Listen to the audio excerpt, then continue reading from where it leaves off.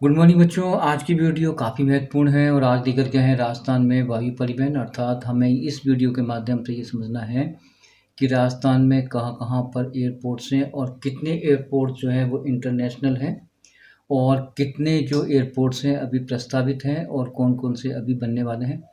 तो शुरुआत करें अपन।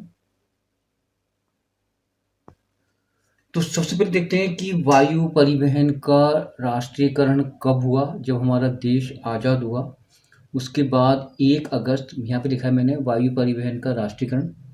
अर्थात इसका अर्थ है कि वायु जो परिवहन है वो राष्ट्र के रूप में कब समर्पित हुआ, यानी कि 1 अगस्त 1953 को वायु परिवहन का राष्ट्रीयकरण हुआ। अब आता है कि राजस्थान में वायु परिवहन की शुरुआत किसने और कब हुई। तो ये है राज्य में सर्वप्रथम, यानी कि राज्य में सबसे पहला जो है वायु परिवहन कब हुआ, किसने करा। तो सबसे पहला जो था जोधपुर फ्लाइंग क्लब जो है वो सबसे पहले हुआ हमारे राजस्थान में सन 1929 में। और जोधपुर के जो महाराजा हैं उम्मेद सिंह, उन्होंने इसको स्टार्ट किया था। यानी कि इसका अर्थ ये हो गया कि राजस्थान में जो वायु परिवहन की शुरुआत जोधपुर फ्लाइंग क्लब से हुई। और इसको जो आयोजन करने वाले हैं थे वो उम्मेद सिंह थे और वो जो कि जोधपुर के महाराजा थे। अब देखते हैं राजस्थान में अभी वर्तमान समय में कितने एयरपोर्ट्स और कितनी हवाई पट्टियाँ हैं। तो देखो यहाँ पर है एयरपोर्ट्स और हवाई पट्टियाँ, यानी कुल मिलाकर के दोनों मिलाकर के 33 हैं, यानी कि 33 हैं, जिसके अंदर 9 एयरपोर्ट्स हैं, बाकी सब हवाई पट्टियाँ हैं। अभी हाल ही में प्रस्तावित कौन सा है, वो है ग्रीनफील्ड एयरपोर्ट। और ये जो तहसील है कोट कासिम है अलवर के अंदर।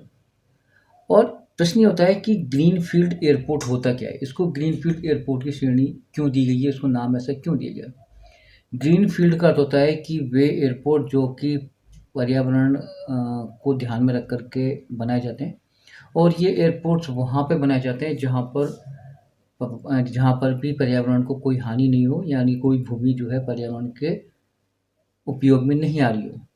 मतलब वो खाली हो, मतलब ड्राई एरिया हो और वो वहाँ पर कोई किसी प्रकार की कोई वनस्पति नहीं हो, वहाँ पर इस प्रकार के एयरपोर्ट बनाए जाते हैं।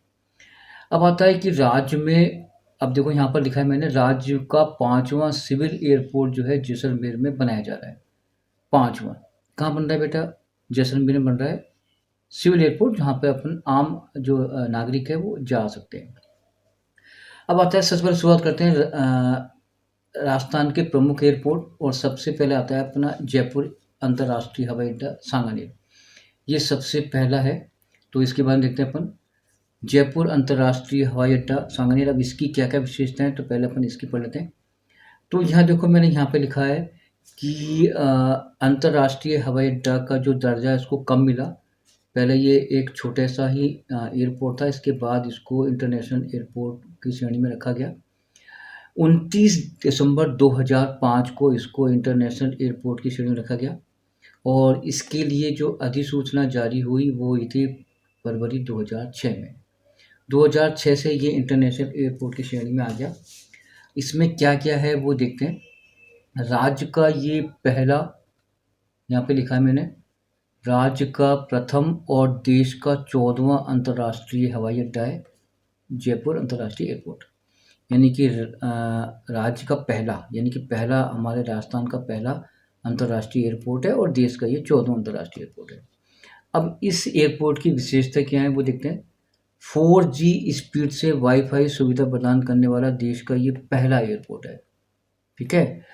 इसके बाद देखें Rajasthan air cargo complex Jaipur में स्थित है। यानी कि यहाँ से जो कार्गो मतलब वो अपन वाहनों यानी कि माल को ले और जा सकते हैं। तो ये राजस्थान एयर कार्गो कॉम्प्लेक्स भी यहाँ पर स्थित है अपने जयपुर में। अभी हाल ही में इस एयरपोर्ट को यानी कि अडानी ग्रुप को 50 ईयर्स के लिए लीज पर दिया गया है। यानी कि इसकी जो पूरी व्यवस्था है वो 50 साल तक अडानी समूह ही करेगा। इसके अलावा और कौन-कौन से एयरपोर्ट हैं उनके ऊपर देखते हैं अपन। अब सेकंड नंबर पे आते हैं महाराणा प्रताप एयरपोर्ट, जो कि आपका उदयपुर में है, डाबोक जगह है एक, वहाँ पर है। यह हवाई अड्डा CAM का है। अंतर्राष्ट्रीय एयरपोर्ट की श्रेणी में नहीं है और ये प्रस्तावित है। इसके बाद थर्ड नंबर पे आते हैं किशनगढ़ एयरपोर्ट अजमेर में है। ये एयरपोर्ट जो है, यह एयरपोर्ट अथॉरिटी ऑफ इंडिया द्वारा ये निर्मित किया गया है। इस एयरपोर्ट का 11 अक्टूबर 2017 को उद्घाटन हो चुका है, यानी कि ये हवाई अड्डा जो है आम नागरिक के लिए चालू है। इसके अलावा देखते हैं कि सामयिक रूप से कौन-कौन से एयरपोर्ट हैं। इंडियन एयर फोर्स में कौन-कौन से जो एयरपोर्ट हैं उनको देखते हैं। सबसे पहला है रातानाडा हवाई अड्डा जो जोधपुर में स्थित है। इसके बाद सेकंड है आपका जैसलमेर एयरपोर्ट। इसके बाद है उत्तरालाई एयरपोर्ट जो कि बाड़मेर में है। सूरतगढ़ एयरपोर्ट जो कि श्रीगंगानगर में है।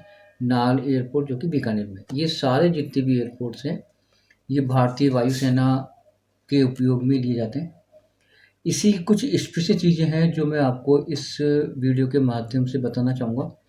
झालावाड़ में कोलना एक जगह है जहाँ पर पिरामिडी आकृति का एक नया अंतर्राष्ट्रीय एयरपोर्ट प्रस्तावित है। अभी बना नहीं है, ऐसे प्रस्ताव है कि वहाँ पर इस प्रकार की आकृति का एक एयरपोर्ट बनेगा। इसके बाद है राज्य का पहला ग्रीनफील्ड एयरपोर्ट जो है जयपुर दिल्ली हाईवे पर नीमराणा जो कोटपुतली अलवर के में है वो बनेगा। ग्रीनफील्ड मैंने अभी आपको बताया। इसी प्रकार से हमारा जो स्टेट का पहला जो है एरोट्रोपोलिस जो एयरपोर्ट है वो खेरतल अलवर में बनाया जाएगा। इसके अलावा कुछ और भी चीज़ें हैं मैं आपको बताना चाहूँगा।